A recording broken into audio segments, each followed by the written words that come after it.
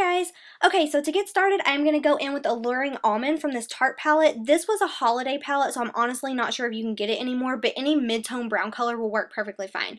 I'm going to use the Sigma E40 tapered blending brush to blend this all over that crease area up to the brow bone. Honestly, there's no rhyme or reason to what I'm doing. I'm doing windshield wiper motions. You can do that. You can do circles. Whatever you want to do to blend that eyeshadow all the way up from the mid-crease to the brow bone. You do you, boo. Whatever works for you. Next, I'm going to go in with that same Tarte palette. I'm going to use Radiant Rosewood and that same fluffy brush from Sigma. For this color, we are going to use this to help that other brown color. This is going to be our second transition color, but you don't want to take this one all the way up to the brow bone. You want to keep this one in that mid-lower crease area as much as possible just to add a little bit more warmth. Then I'm going in with these two blushes. I'm going to mix them. This is from the 10 blush palette from Coastal Scents, and I'm barely going to dip my brush in those and just place that right there on top of the Tarte color we placed in the mid crease area. All this is going to do is warm those colors up a little bit since they were both really cool tone colors, and help even out the pink color because we're going to place a little bit more pink on the eyelids as well. You just want to blend that out again really good. After that, I am going to go in with... let's see, I can't remember. Then we're going to go in with, Last Dance from Makeup Geek. And I'm going to use this Sigma E25 brush for this because we want, for this color, you want to keep it in the lower crease area as much as possible. You don't want to go all the way up to the brow bone, but you also don't want to get it on the eyelid. You want to keep this, like I said, in the lower crease area and just blend that out really well. You want to place the majority of the product in the outer crease, and then using that brush, just blend it down into the inner crease, but you don't want to take it all the way in the inner crease. You want the darkest part of it to be, again, in that outer corner. Next, I'm going to go in with any angled brush, and what is this? Playful Plum, also from that Tarte palette. Apparently, I'm loving Tarte today. And then you're going to take this and place that very specifically right in your crease area. You don't want to take this any further up or any lower down. Again, you want to place the majority of this product in the outer corner so that it's darkest there. You can use that brush to drag it in just a little bit while you're blending, but again, you want to keep the majority of the color in the outer corner and right there in that crease. If you don't have a defined crease area, you can just follow the top of your eyelid with any angled brush like that, and it'll create the illusion that you do have one. Easy peasy. Next, I am going to, apparently I'm going to keep blending this actually. I did go back and add a little bit more color because we are blending this. You don't want to lose any of that color payoff. Then I'm going to go in with Tickled Pink, also from that Tarte palette, and I actually used a damp Sigma E55 brush to pack this color all over the lid. This color did not turn out as bright as I wanted it to, so I actually went back in with that same brush, and then from the Tarte palette I used buttercream frosting right there, and just placed that right in the center of the eyelid just to brighten it up a little bit. For some reason it didn't record, but I did go back in with those two blush colors we used earlier and used my fingertip to place that all over the lid area. You don't want to make it too pink, but I did want to add a little bit more of a pink tone to the eyelids. So again, I just used those blushes and dabbed those right in the center of my eyelid with my finger.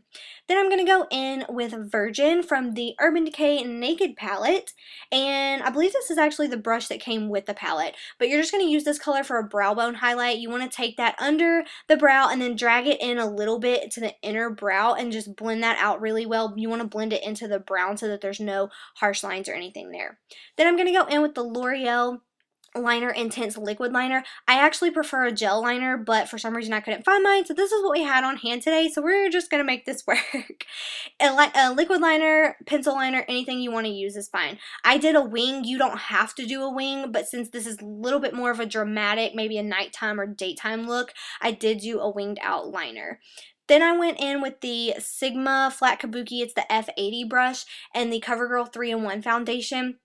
And as you all know, I like to squirt the foundation on the back of my hand and then use that brush to just dab it onto the forehead, the chin, the nose, and both of the cheeks so that I make sure to get an even amount of foundation over the whole face. Then you want to go back in and just blend that out really well.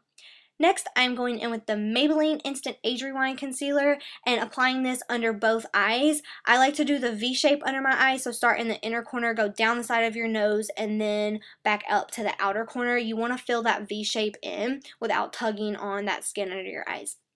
cover up any blemishes you might have, go up onto the forehead a little bit, down the center of the nose, and then I apply foundation to the chin as well just to help even out the concealer and the brightness on the face, and also to help cover up any discoloration from breakouts or anything like that.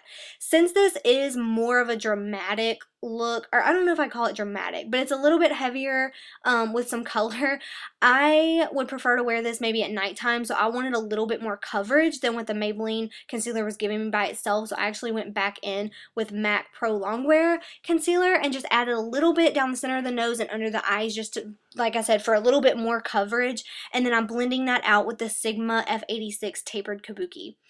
Then I'm going in with the MAC Pro Emphasize Sculpting Powder and the Real Technique Setting Brush and just applying this to the under eye area to add a natural glow and set the concealer that we just placed there.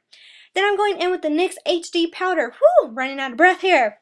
And you're just going to set all of that concealer and the foundation that we placed all over the face.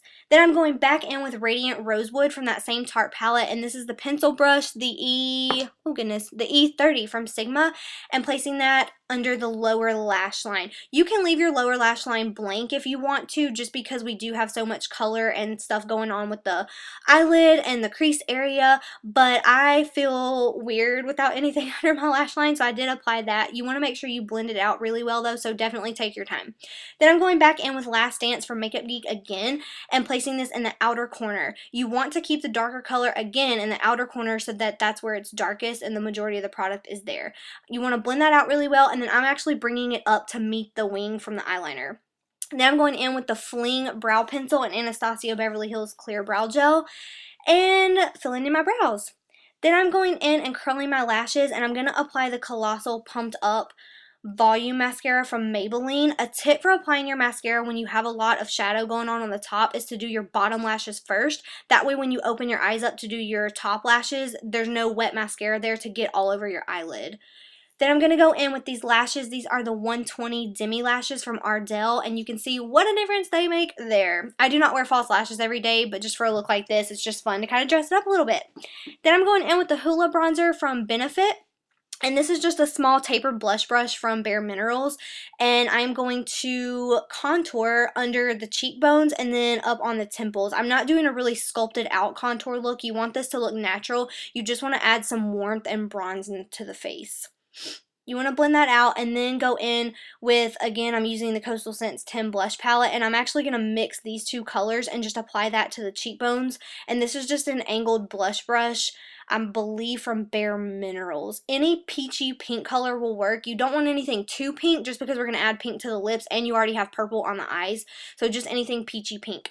Then I'm going to go in with Silver Dusk highlighter from MAC. I honestly don't even know if you can get this anymore. I've literally had this for years, but I love it. I'm using a Real Technique setting brush to apply that to the cheekbones, cupid's bow, down the center of your nose, the forehead, anywhere where light would naturally hit your face to add a highlight. For some reason this didn't record, but this is Nehru from MAC. I use this with an angle brush to go over that liner just to mattify it a little bit because it's so shiny. Then I went in with the NYX lip liner in Rose and Urban Decay Native lipstick and filled in my lips. This completes the look, guys. I hope you enjoy. Happy Valentine's Day!